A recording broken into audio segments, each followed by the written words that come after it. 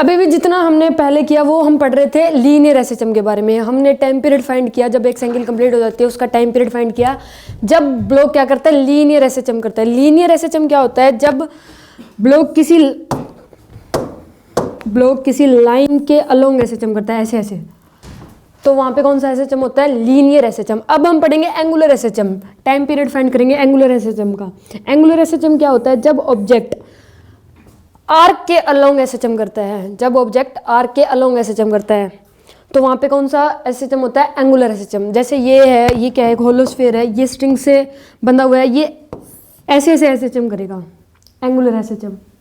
Linear SHM होता है line के अलोंग, एंगुलर एसएचएम होता है किसी आर्क के अलोंग, ऐसे ही होएगा।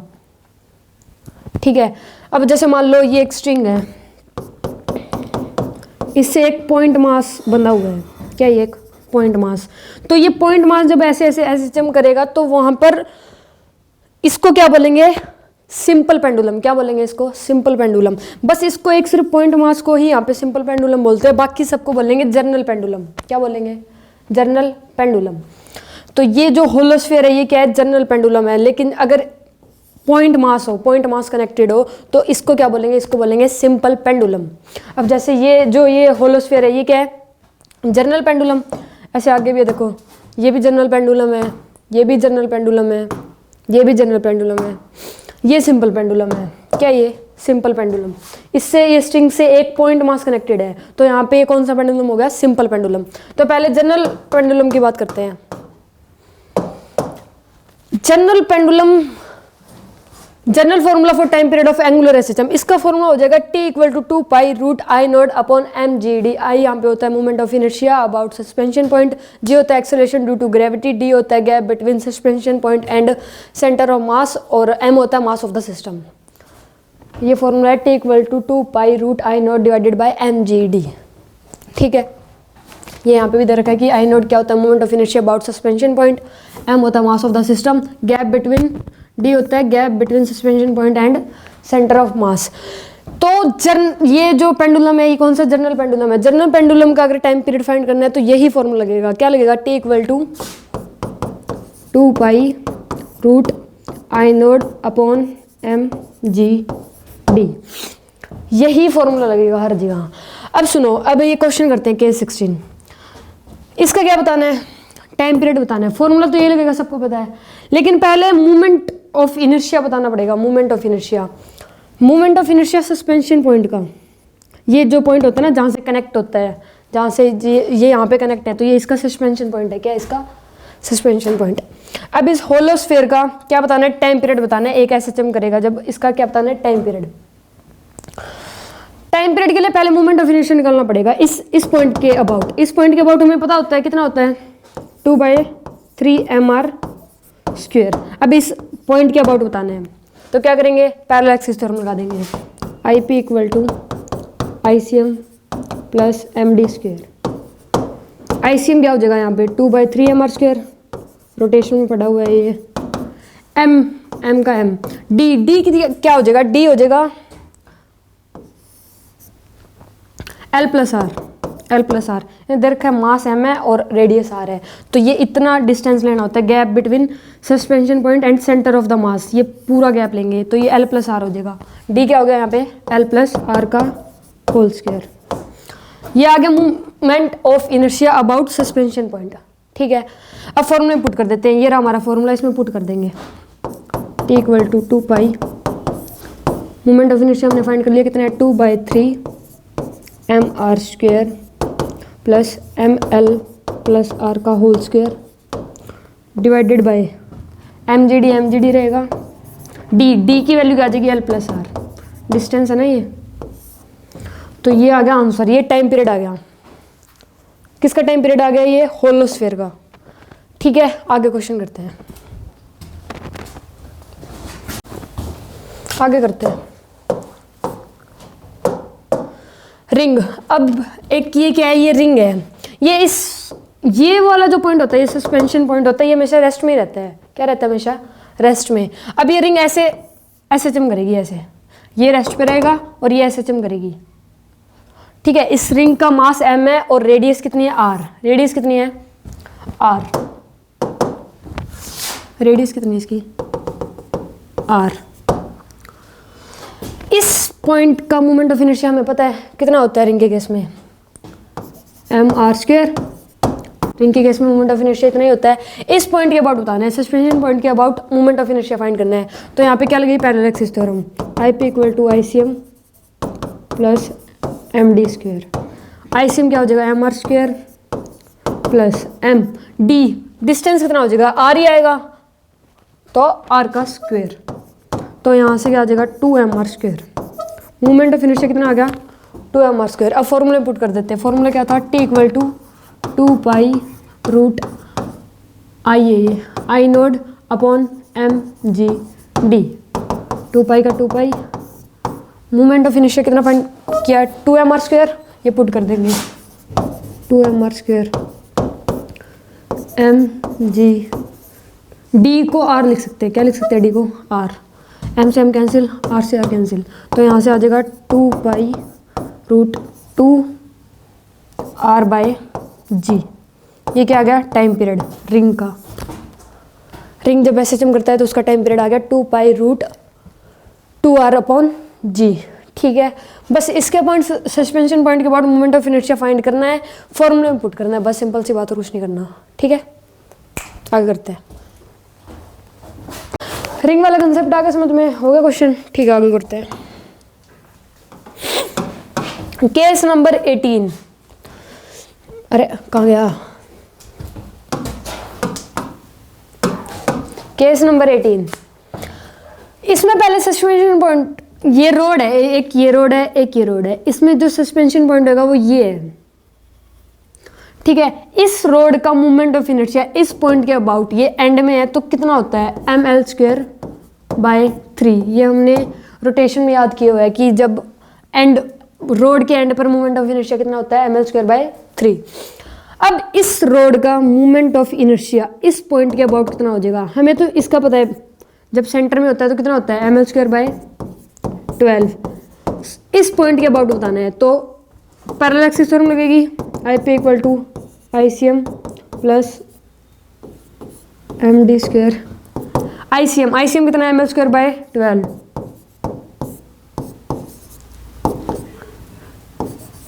डी की जगह एल आ जाएगी, लेंथ है। ये कितना हो जाएगा, 13 ml², कुछ है यहाँ, मच्छर है, ml²/12।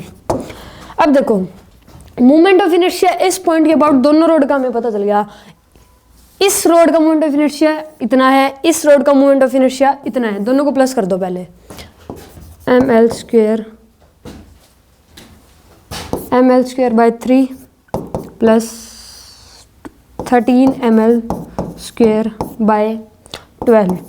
इसको सोल्व करोगे एलसीएम लेके, तो ये बनेगा 17 ml²/12। Done, moment of inertia आ गया दोनों रोड का मिला के इस पॉइंट के अबाउट। ठीक है, अब सुनो, मोमेंट ऑफ इनर्शिया आ गया,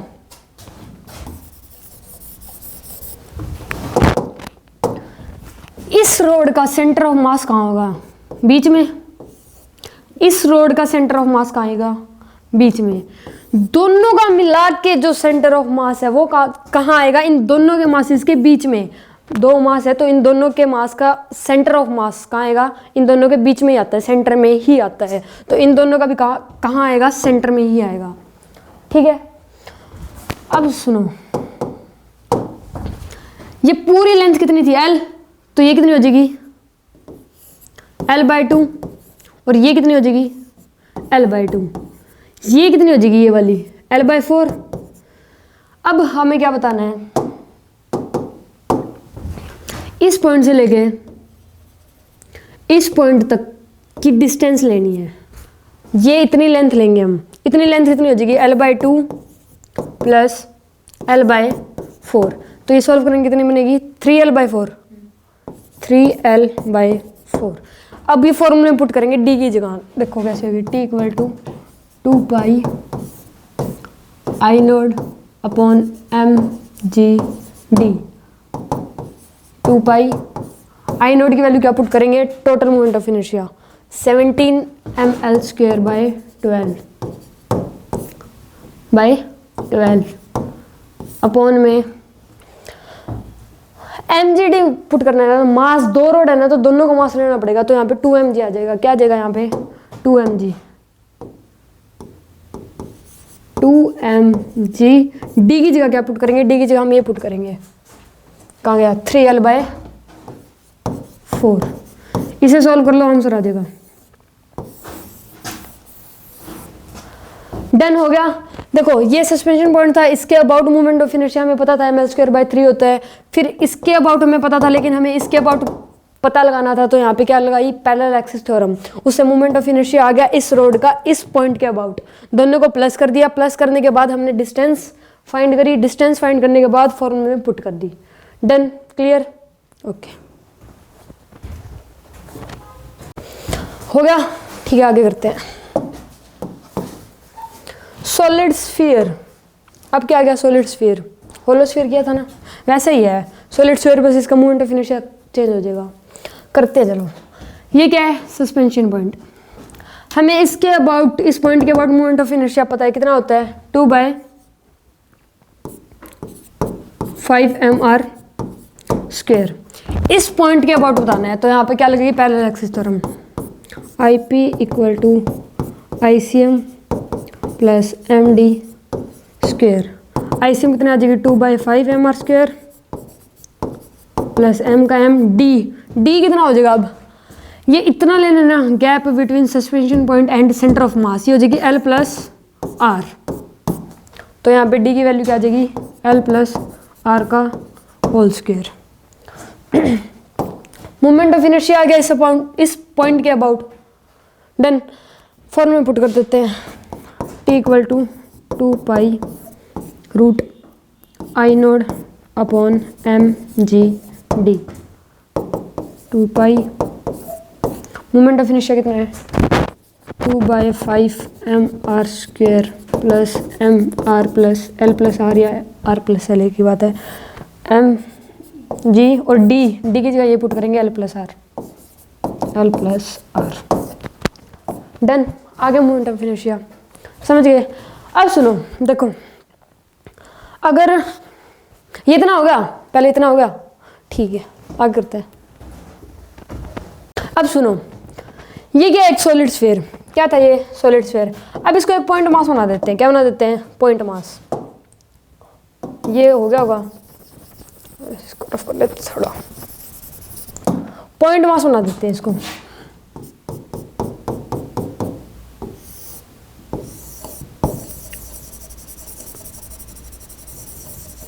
ये क्या है, एक पॉइंट मास।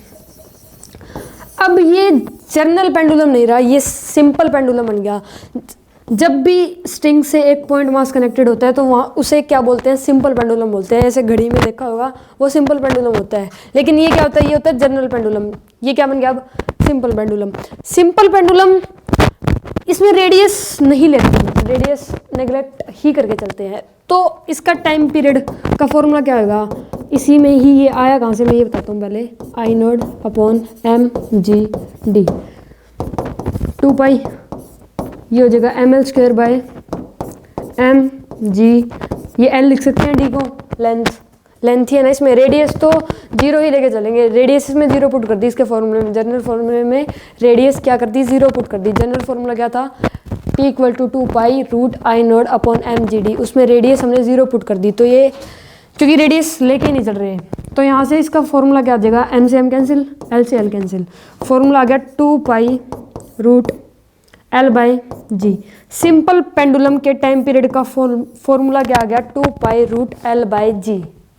ठीक है, तो अगर सिंपल पेंडुलम में टाइम पीरियड फाइंड करने के लिए बोले तो ये फॉर्मूला लगेगा।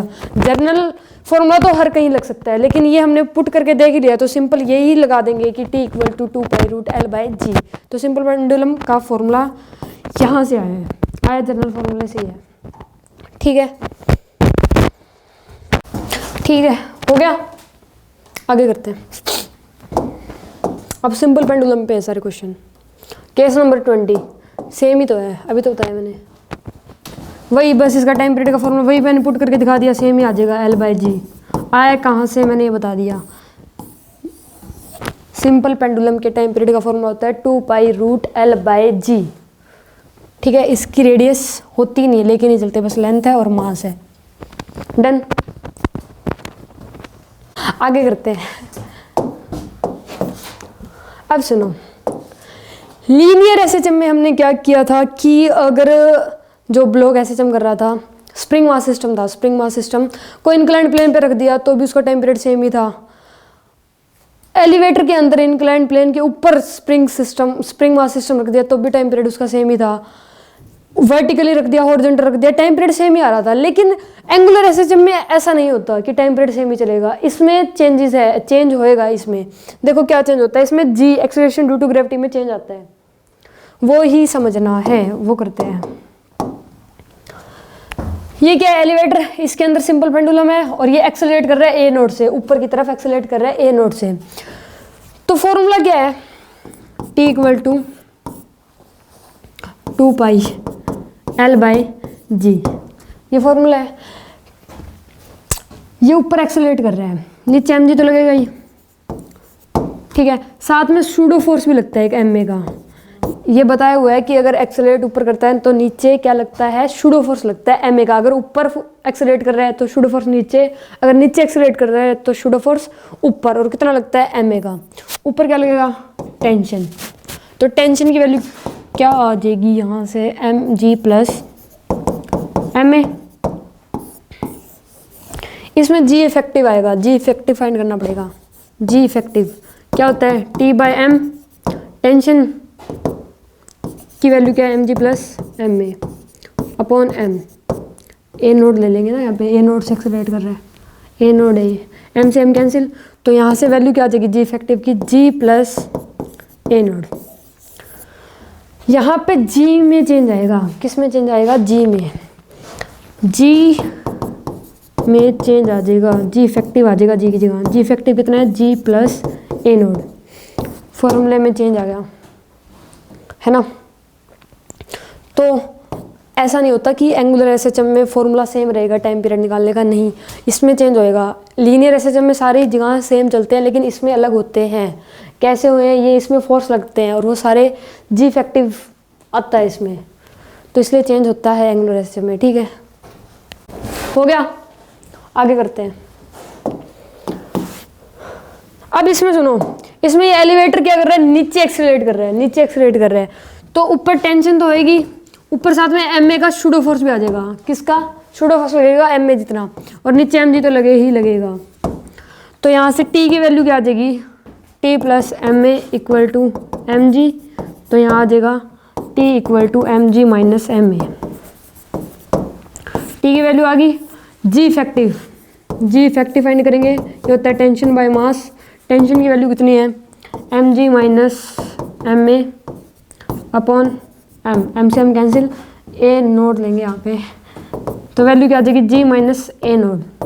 जी इफेक्टिव की वैल्यू आ गई, फॉर्मूला में पुट कर देते हैं, T equal to 2 pi root L by g. G की जगह क्या पुट करेंगे, जी माइनस ए नोड। वही सेम क्वेश्चन था उसमें, बस यहाँ पे प्लस था, इसमें माइनस है। क्यों है, क्योंकि एक्सेलरेट क्या हो रहा है, एक्सेलरेशन कहाँ हो रहा है, नीचे हो रहा है, और उसमें कहाँ हो रहा था, ऊपर की तरफ। तो टाइम पीरियड में चेंज आएगा, जी में चेंज आता है, साफ साफ दिख रहा है, ठीक है। डन, आगे करते हैं।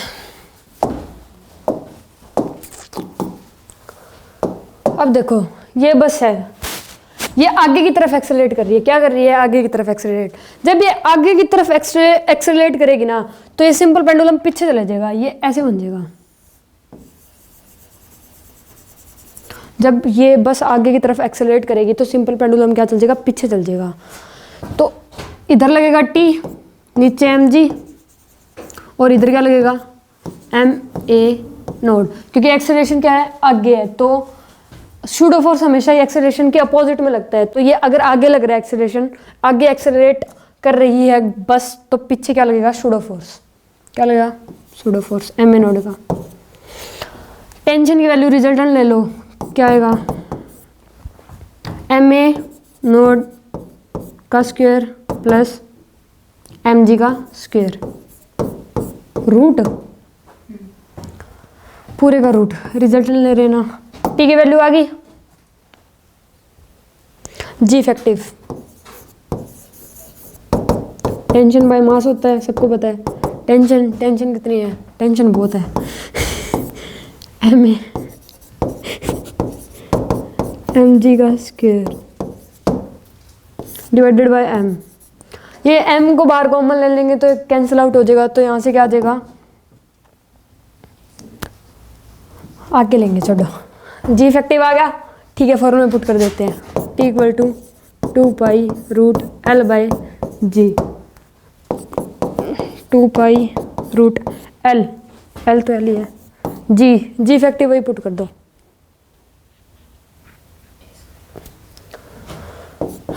एम ए का स्क्वायर प्लस एम जी का स्क्वायर, ये एम नीचे है ना, ये ऊपर आ जाएगा, तो ये हो जाएगा एम एल। तो टाइम की वैल्यू आ गई, ये सॉल्व कर लेना, बस आगे हो जाएगा। डन, ठीक है, क्लियर, ओके। केस नंबर 24, इसमें सुनो क्या होगा। ये एक सिंपल पेंडुलम है, ठीक है। क्यू का चार्ज है, इलेक्ट्रिक फील्ड नीचे की तरफ सप्लाई कर दिया, तो नीचे क्या लगेगा, बताओ। नीचे लगेगा क्यू ई, और क्या लगेगा, एम जी। क्या लगेगा, एम जी तो लगता है, ये सबको पता है। ऊपर क्या लगेगी, टेंशन की वैल्यू क्या आ जाएगी, Q E plus M G effective निकाल लेंगे, क्या होती है, tension by mass. Tension Q E plus M G divided by M. फॉर्मूले में पुट कर देंगे अब जी की वैल्यू, जी इफेक्टिव पुट कर देंगे जी की जगह।